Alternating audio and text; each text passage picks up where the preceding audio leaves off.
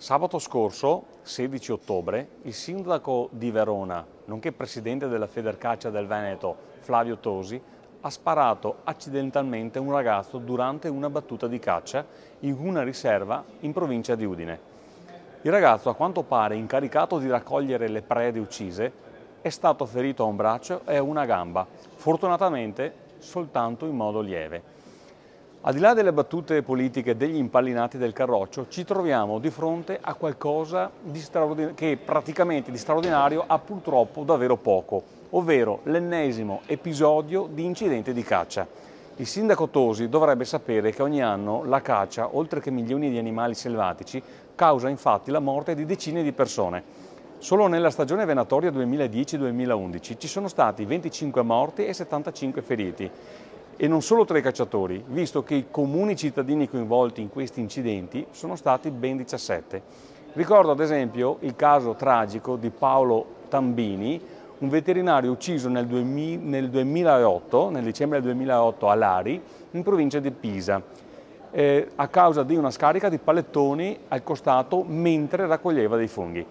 Negli anni passati non è andata meglio, con 24 morti e 71 feriti nel 2009-2010, 25 morti e 78 feriti nel 2008-2009 e ben 30 morti e 79 feriti nella stagione venatoria 2007-2008. Ricordo ancora le parole del sindaco Tosi al momento della sua elezione a presidente di Federcaccia. Sono bravo a tirare anche da fermo, sparo bene, ho buon occhio, mi viene distinto. E poi ancora, ho la tessera del poligono e da diversi anni il porto d'arma da difesa. Bene, spero che dopo questo incidente dell'altro giorno il sindaco Tosi si sia reso conto che tutto questo non basta. Gli incidenti sono sempre dietro l'angolo e questo perché la caccia è e resterà sempre un'attività letale per gli animali e pericolosa per se stessi e per gli altri. Spero che il sindaco Tosi si renda conto che in modo assolutamente involontario avrebbe potuto causare con il suo fucile la morte di un ragazzo, di un giovane ragazzo di 30 anni. E questo solo per cacciare una lepre.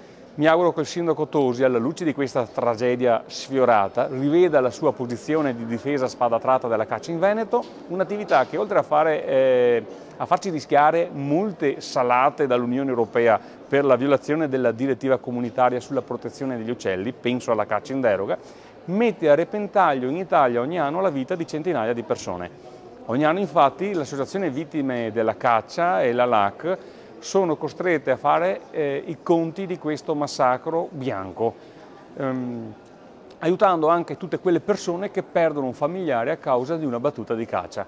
È giunta l'ora di rivedere le norme sulla caccia, prevedendo misure di sicurezza più serie, più severe e adeguate, vista anche l'alta densità abitativa di tutte le nostre campagne. Inoltre ritengo indispensabile predisporre per legge dei seri esami attitudinali a tutti i cacciatori per prevenire questi incidenti purtroppo sempre più frequenti.